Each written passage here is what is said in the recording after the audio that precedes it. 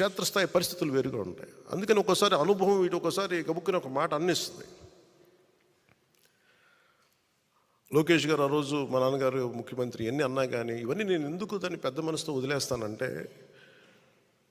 ఒక పార్టీని 3 దశాబ్దాలు నడిపి 3 సార్లు ముఖ్యమంత్రులుగా ఉండి అలాంటి కుటుంబం నుంచి వచ్చిన వ్యక్తులు సహజంగా గబుక్కుని ఒక మాట వచ్చేస్తుంది.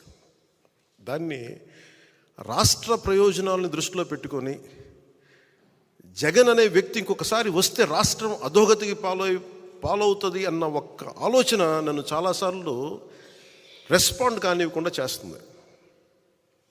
వాళ్ళు అలా మాట్లాడారు కదా, మీరు ఇలా మాట్లాడచ్చు కదా అంటే అదే కదా తేడా అని చెప్తాను నేను.